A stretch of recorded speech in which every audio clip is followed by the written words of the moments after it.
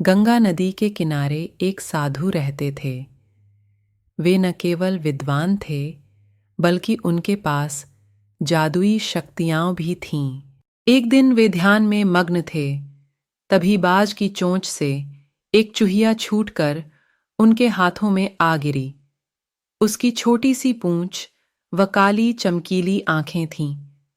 उन्हें वह बहुत अच्छी लगी, पर घर ले जाने से पहले उन्होंने जादुई मंत्रों के प्रयोग से उसे एक लड़की में बदल दिया। वे उस लड़की को घर ले जाकर पत्नी से बोले, तुम हमेशा से संतान चाहती थी ना, तो लो, आज से यही हमारी पुत्री है। इसे पूरी देखभाल व स्नेह से पालो।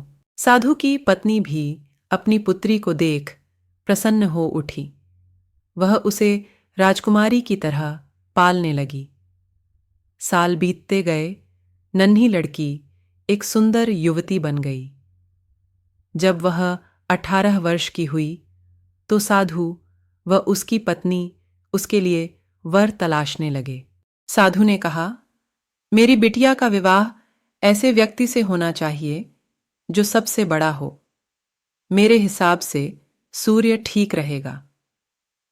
पत्नी ने भी हामी भरी। उन्होंने जादुई मंत्रों के प्रयोग से सूर्य को नीचे बुला लिया। उन्होंने उसे अपनी पुत्री से विवाह करने को कहा, पर पुत्री ने पहले ही न कर दी।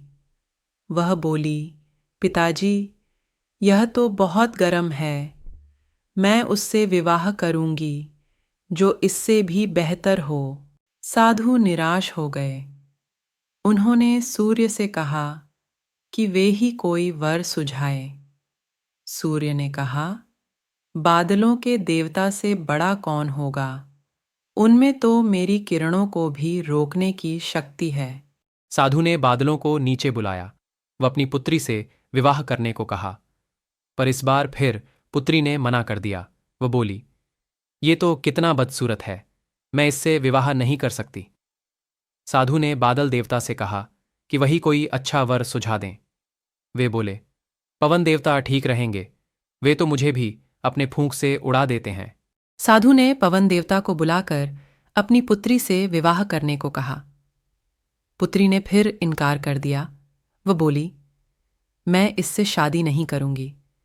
ये तो कहीं टिकते नहीं, हमेशा यहां वहां भागते रहते हैं। साधु ने पवन देव से पूछा, क्या मेरी पुत्री के लिए ऐसा वर हो सकता है जो आपसे भी बेहतर हो?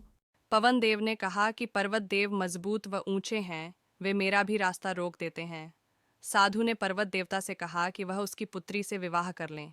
पुत्री ने फिर से मना कर दिया। वह बोली, ये तो बहुत लंबे, सख्त व कठोर हैं, मैं इनसे विवाह नहीं कर सकती, इनसे भी कोई बेहतर चाहिए।